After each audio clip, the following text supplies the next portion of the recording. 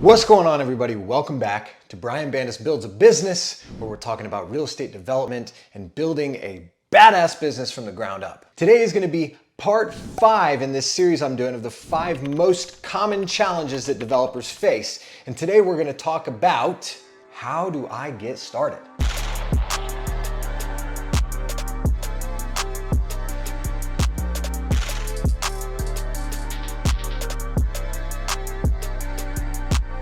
So if you've been thinking to yourself, I want to try that, but you don't know how to try that, that's what we're going to get into today. Sometimes all like the different ways to start and all the different things kind of start flooding your mind and overwhelming you. And I want to help you solve that. We can cut through the overwhelm, cut through the clutter, and give you some like realistic first steps to take if you want to start developing real estate. I know for me, it was like, shoot, do I send out mailers? Do I go find a deal? Do I talk to investors? Should I start figuring out how to build? Which comes first? If I want to talk to a builder, he probably wants to see a deal or he's not going to waste his time on me. If I don't have an investor, how do I get a deal? It's sort of like a chicken or the egg kind of situation, right? So we're going to work on how do you start? And I'm going to share with you specifically how I started. I'm going to share with you that I think there's probably more than one way to do this, but I'll tell you at the end exactly how I got going. But first, if you're getting some out of this, if you are inspired to develop, you're getting some helpful nuggets and ways to increase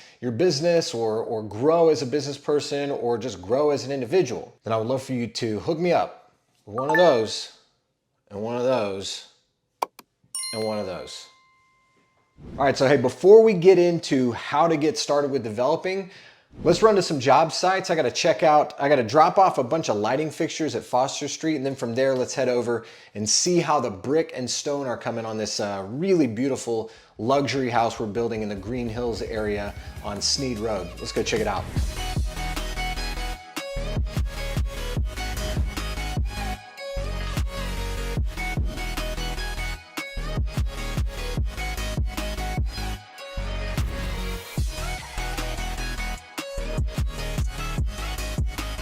All right, so here we are in the living room of a house that I'm building near Belmont University in Nashville, Tennessee. As you can see, we got our cabinet delivery. Lots of work to be done, but we're making some good progress. And the question today is, if you want to do this, how do you get started? So I want to simplify it for you. The bottom line is to do a deal, you really need 3 things. You need a deal, you need money, and you need a builder. So at the very least, I'd start by trying to find one of those 3 things. And we're going to talk through how they sort of play off of each other.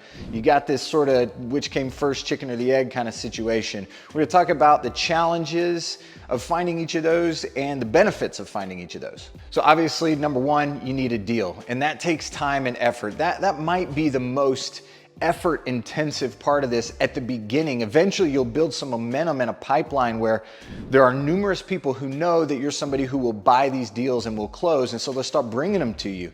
And eventually you'll end up maybe where I'm at, which is, shoot, I wish I could buy everything that came my way. But that took some time. That took a lot of sort of grunt work at the beginning of just pounding the phones, hitting the MLS like repeatedly and constantly trying to find deals until now there are enough people that know if they bring me a good deal, I'll buy it and I'll close. They get to make money, I get to have a deal. So I did a video about finding deals early on in this little 5-part series. So go back and check that out. It's right here. I'm not gonna get into those details again, but step number 1 would be to exert your energy on finding deals and evaluating deals. Even if you don't have the money yet, even if you don't have the builder, you can go out, get some practice, get some reps in evaluating deals and identifying, oh, I like that. I think these numbers would work. Oh, I don't think these numbers would work. And it's like getting practice reps, right?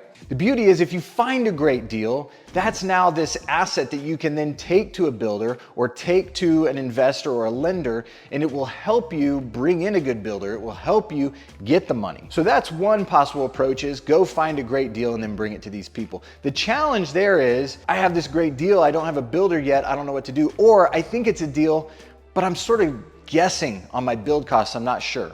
So that brings me to option number 2, is to spend your effort finding investors so that you know if I do find this deal, I can buy it, I can close on it. I don't have to worry about finding an amazing deal only to not be able to do anything about it. So I also did a video about finding money earlier in this 5-part series. So I'm not gonna go into the nitty-gritty, but this is really a question of relationship building and networking. And you're working on really one of two possible things. You're looking for private money and you're looking for institutional money. Are you gonna use a loan? Or are you gonna use private money? Or like I typically do, a combination of the two, where I use a construction loan, but I use private loans and investors to help me get that loan. They help me co-sign, they put money down for the down payment, and they're making the interest-only payments throughout the process. So option 2 is to go out and find money. Part of the challenge there, though, is that an investor is gonna say, I might be interested, show me what a deal looks like. And if you're trying to do this first, you're going, I don't have a deal yet. I just think I can find one. And of course, part of the challenge of knowing you have a deal is having confidence that I've got my numbers right, especially the big one, which is build cost. So that brings me to the third item.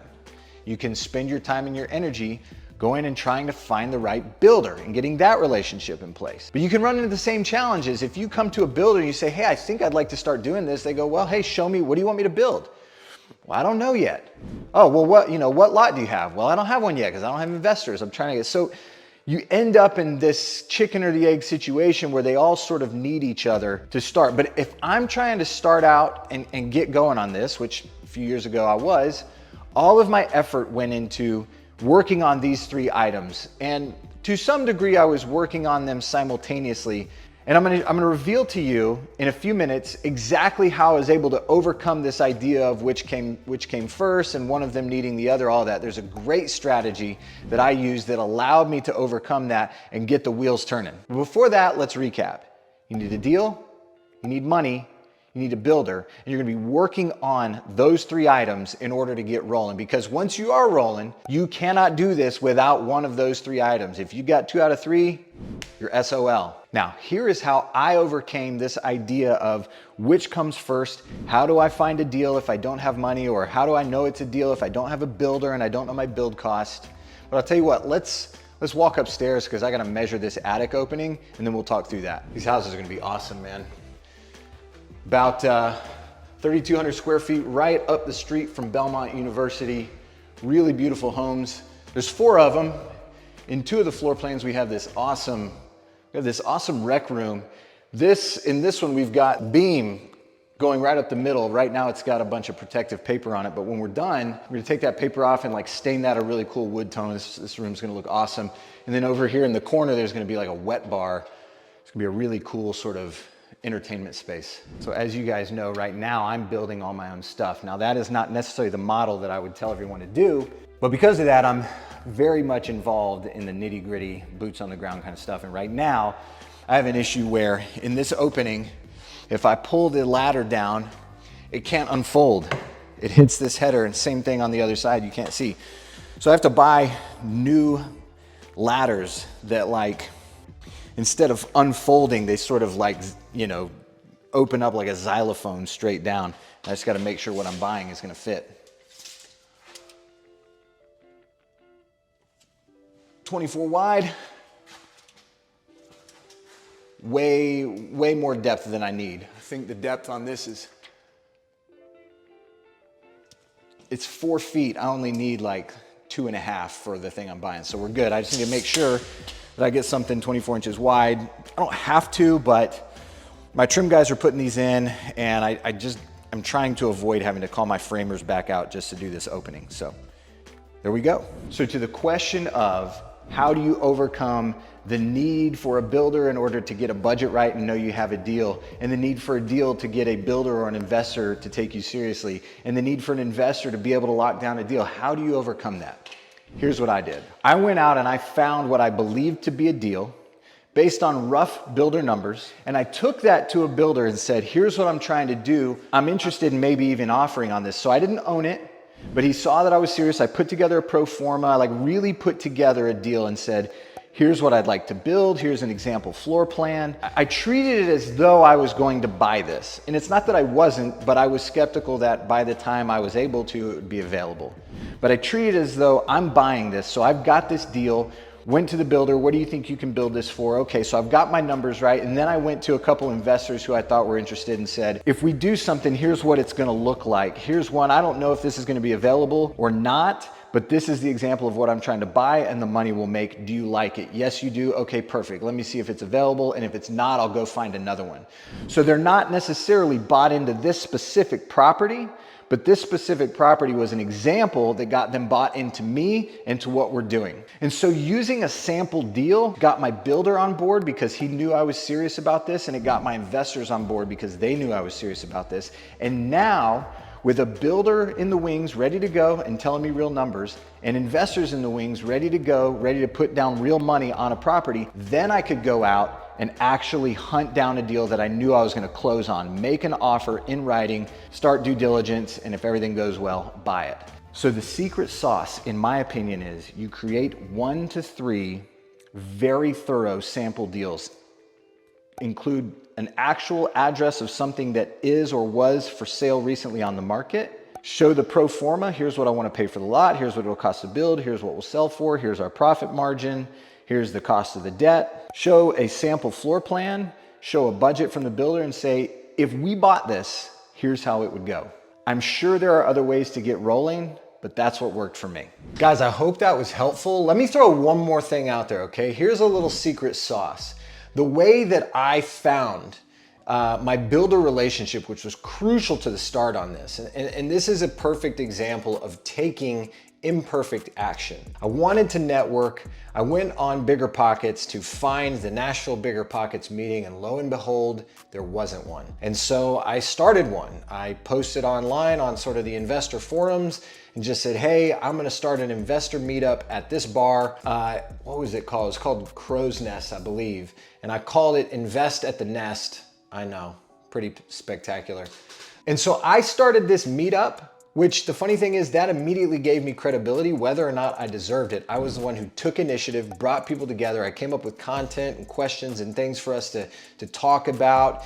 And from there, it gave me credibility and sort of this foot in the door with anybody who showed up to talk to them and have some legitimate conversations. And in one of those meetings, I met my builder, who I've done who knows how many projects with now.